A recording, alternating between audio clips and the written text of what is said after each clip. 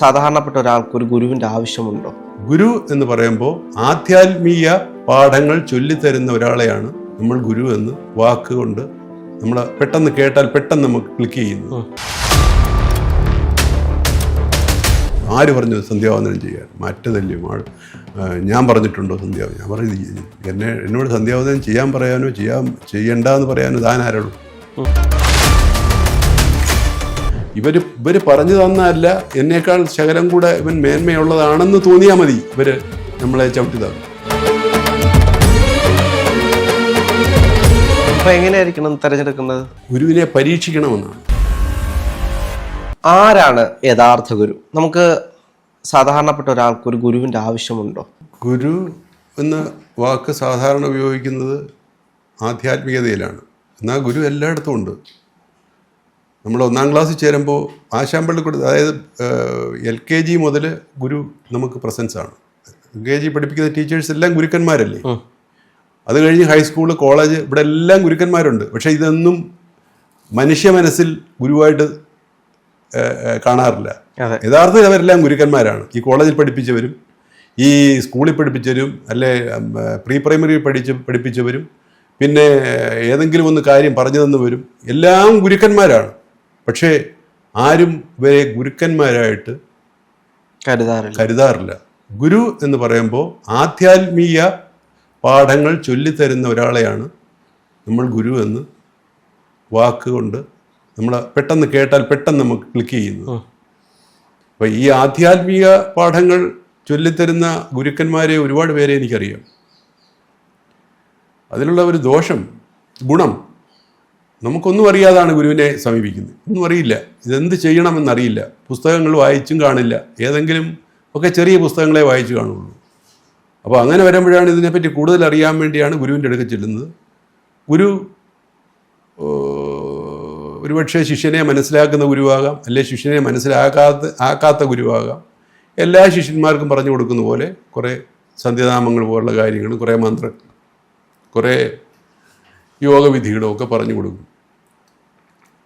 എന്നാൽ ഈ യോഗവിധികളൊക്കെ പറഞ്ഞു കൊടുക്കുമ്പോൾ ഇപ്പോൾ ഗുരു എത്തിയ ഒരു ലെവലുണ്ടാകും.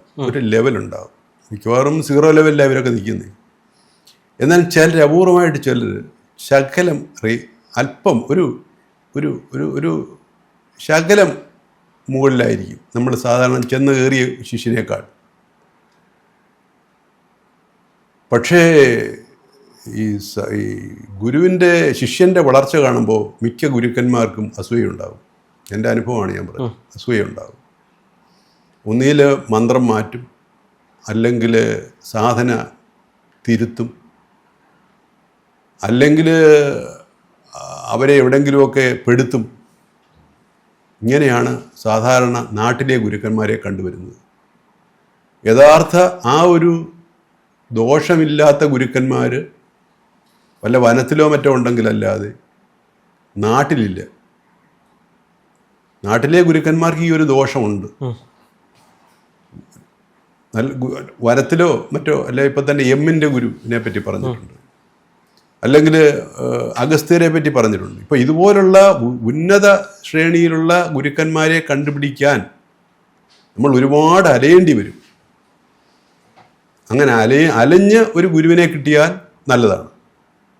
കാരണം ശിഷ്യൻ്റെ വരുന്ന ഉയർച്ചയ്ക്ക് അനുസൃതമായി ഗുരു വന്നിട്ടില്ലെങ്കിൽ പോലും അതിനുള്ള മാർഗം കണ്ടുപിടിച്ച് ഗുരു പറഞ്ഞു കൊടുക്കും, അല്ലെ അതിന് വേറൊരു ഗുരുവിൻ്റെ അടുക്കൽ എത്തിക്കും. ഉദാഹരണം പറഞ്ഞാൽ, ഈ പഴനി സ്ഥാപിച്ച ആ ആളുടെ പേരെന്താ, ഭോഗറിൻ്റെ അടുക്കലാണ് ആദ്യമായിട്ട് ക്രിയാബാബ ചെല്ലുന്നത്. ഭോഗറിൻ്റെ ശിഷ്യനായിരുന്നു.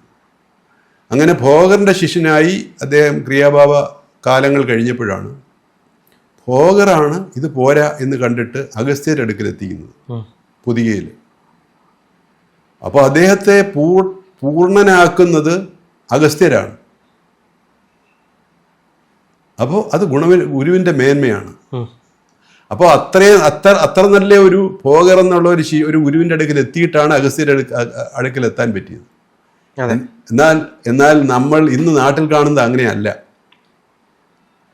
ഒരു ശിഷ്യനൊരു പ്രത്യേക അവൻ സ്വയമേവ ജന്മനാ ശകലം ഗുണമുണ്ട്, ആധ്യാത്മിക ഗുണമുണ്ടെന്ന് കണ്ടാൽ, എങ്ങനെങ്കിലും മനസ്സിലായാൽ അതെങ്ങനെ തകർക്കാൻ പറ്റും എന്നാണ് ഈ നാട്ടുഗുരുക്കന്മാരുടെ പ്രത്യേകത. അതുകൊണ്ട് ഇതിനെല്ലാം ഗുരു എന്ന്. അതെന്തുകൊണ്ടാണ് അങ്ങനെ പറയാൻ കാരണം? അത് വെറും ജലസാണ്. അതിൻ്റെ കാരണം വേറൊന്നുമില്ല, അവരുടെ ജലസ് മാറിയിട്ടില്ല, അതുകൊണ്ടാണ്. ഞാൻ അനുഭവിച്ചിട്ടുള്ളത് കൊണ്ടായി പറയുന്നത്. ജലസ് മാറിയിട്ടില്ല, അതുകൊണ്ടാണ്. അത് മിക്കവാറും നമ്മളീ പറയുന്ന മഠങ്ങളിലെല്ലാം ഇരിക്കുന്ന ഈ ഞാൻ ഗുരുവാണെന്നും പറഞ്ഞിരിക്കുന്നവരൊക്കെ ഇത് തന്നെയാണ് അവരുടെ അനുഭവം.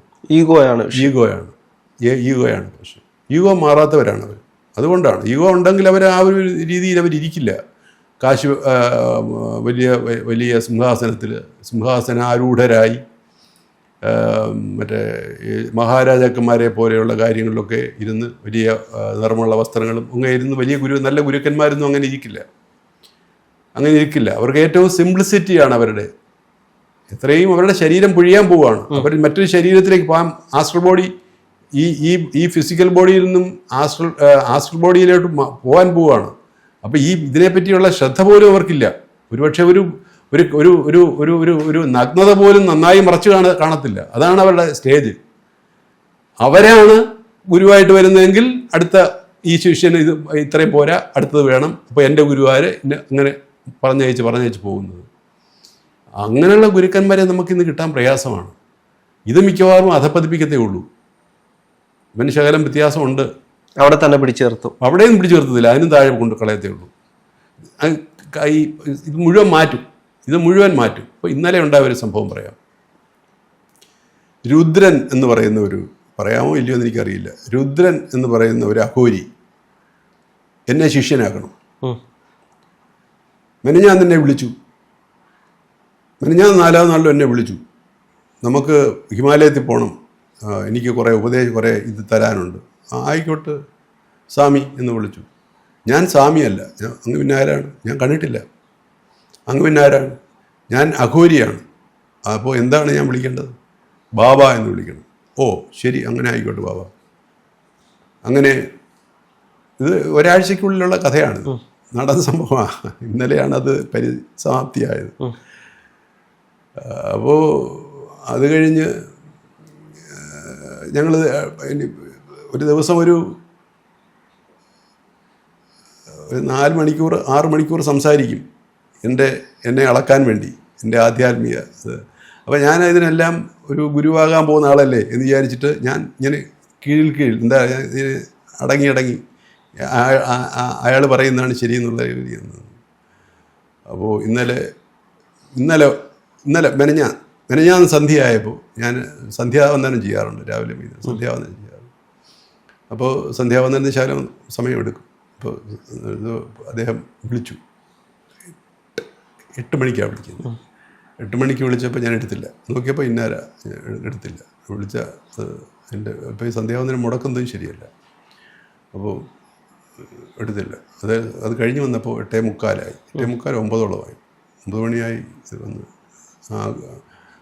ബാബാജി അങ്ങ് വിളിച്ചായിരുന്നല്ലോ എന്നും പറഞ്ഞ് ഞാൻ അങ്ങോട്ട് വിളിച്ചു.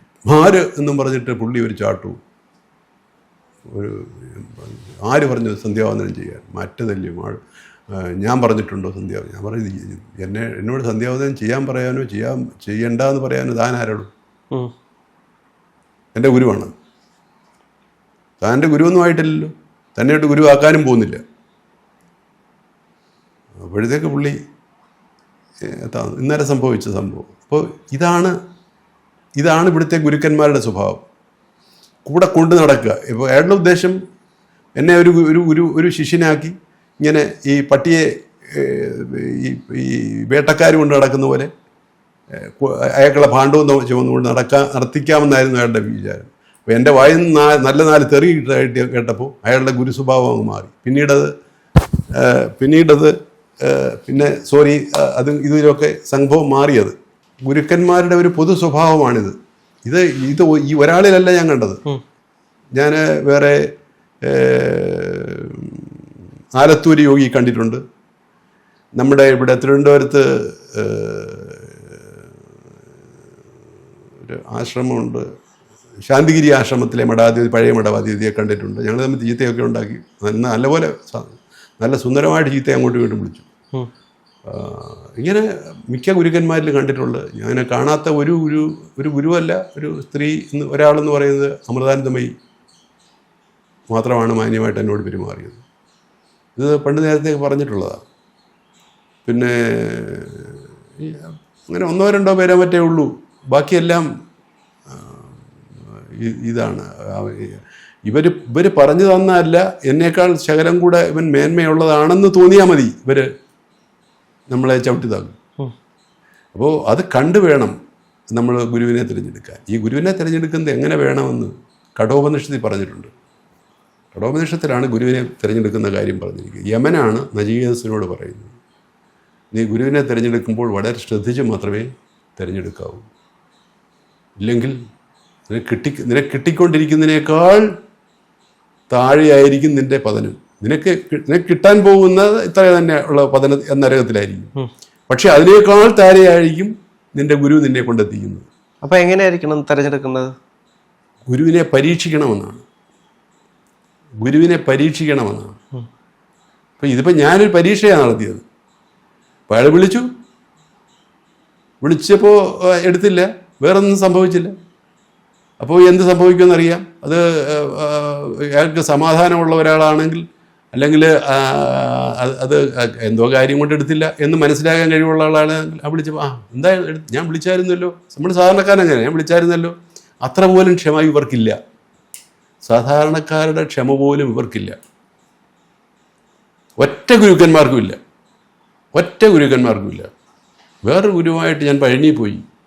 പഴനിയിലൊരു ക്യാമ്പിന് അവിടെ വെച്ച് പോയി. ആ ഗുരുവിൻ്റെ വെള്ളി പൊളിച്ചത്തായതെന്നാ. അദ്ദേഹം ഇപ്പോൾ തീരെ മോശപ്പെട്ട രീതിയിൽ തിണ്ടിത്തിരിഞ്ഞ് നടക്കുന്ന പോലെ ഗുരുവെല്ലാം പോയി. അന്ന് ഒരു 10-20 ശിഷ്യന്മാരൊക്കെ ഉണ്ടായിരുന്നു നടക്കുക. ഇപ്പം മരിച്ചിട്ടില്ല, ഇപ്പോഴും ഉണ്ട്. അപ്പോൾ ഞാനീ പറഞ്ഞത്, ഗുരു എന്ന് പറഞ്ഞത് 1, 2, 3, 4, 5, 6, 7, 8 പേരെ ഉദ്ദേശിച്ചല്ല. എന്നാൽ നല്ല ഗുരുക്കന്മാരും ഇതിനിടയിലുണ്ട്. ഞാൻ പറഞ്ഞില്ലേ, ഭോഗരടുക്ക എത്തിയ ക്രിയാബാബയെ എത്തിച്ചത് നമ്മുടെ അഗസ്ത്യരുടെ അടുക്കലാണ്. അതാണ് ഗുരുവിൻ്റെ മേന്മ. അപ്പം അതെത്ര ഗുരുക്കന്മാർക്ക് കിട്ടും. അഗസ്ത്യരുടെ അടുക്കൽ എത്തിയില്ലായിരുന്നെങ്കിൽ ഒരുപക്ഷെ ക്രിയാബാബ ഇത്രത്തോളം യോഗയിലെത്തില്ലായിരുന്നു. അങ്ങനെ എത്ര ഗുരുക്കന്മാരുണ്ട്. ഞാൻ കണ്ടിട്ടില്ല ഒരു ഗുരുവിനെ. എല്ലാവരും അഹങ്കാരികളാണ്. ഞാൻ പറഞ്ഞില്ലേ, ഇന്നലെ നടന്ന സംഭവമായത്. ഇതെനിക്ക് കൂടെ നടക്കാറുള്ളതായതുകൊണ്ട് അങ്ങനെ ഇരിക്കുമ്പോൾ ഈ ഏതെങ്കിലുമൊക്കെ ഗുരുക്കന്മാരെന്ന് പറഞ്ഞ് വരുന്നവർ എന്നെ എവിടുന്നെങ്കിലുമൊക്കെ ഫോൺ നമ്പർ കിട്ടിയിട്ട് എനിക്ക് വിളിക്കും. ഞാനൊന്നിനും പോകാറില്ല. ശിഷ്യനാക്കണം, അതുകൊണ്ട് പഠിക്കാറുണ്ട്. ആയിക്കോട്ടെ, അതിനെന്താ. പിന്നെ അവസാനം അത് എത്തിച്ചേരുന്നത് നല്ല സംസാരത്തിലായിരിക്കും. അപ്പം അപ്പോൾ അതുകൊണ്ട് ഗുരുക്കന്മാരെയാണ് ശ്രദ്ധിക്കേണ്ടത്. സാധാരണ നമ്മൾ ഗുരുക്കന്മാരില്ലാതെ മരിച്ചാൽ നമ്മൾ സാധാരണ നമ്മുടെ കർമ്മഫലം കൊണ്ട് ചെയ്യുന്ന തലത്തിൽ നമ്മളെത്തും. ഒരുപാട് താഴെ പോകത്തില്ല. എന്നാൽ ഗുരുക്കന്മാരുടെ ചതി കൊണ്ട് നാം എത്തുന്നത് അതിനും താഴെയായിരിക്കും മരിച്ചാൽ. ഞാൻ പറഞ്ഞ മനസ്സിലായല്ലോ. ജീവിതത്തിലും മരണം സംഭവിക്കും. ജീവിതത്തിൽ ദുഃഖങ്ങളാണ് വരുന്നതെങ്കിൽ മരണമല്ലേ അത്? ജീവിതത്തിലെ മരണമല്ലേ? അതും സംഭവിക്കും. ജീവിതം കഴിഞ്ഞ് മരണത്തിലും അധോഗതി മരണം സംഭവിക്കും. അതാണ് ഗുരുക്കന്മാരെ കൊണ്ട് മോശമല്ലെങ്കിൽ ഗുരുവിനെ പരീക്ഷിച്ചറിഞ്ഞ് ഗുരുവാക്കിയില്ലെങ്കിൽ അബദ്ധം പറ്റും. ഗുരുവിനെ പരീക്ഷിച്ചറിയണം. ആ വാക്ക് തന്നെയാണ് കഠോപനിഷത്തിൽ പറഞ്ഞിരിക്കുന്നത്. ഗുരുവിനെ പരീക്ഷിച്ചറിയണം എന്ന് തന്നെയാണ് നചികേതസിന് യമൻ പറഞ്ഞു കൊടുക്കുന്ന ഉപദേശം.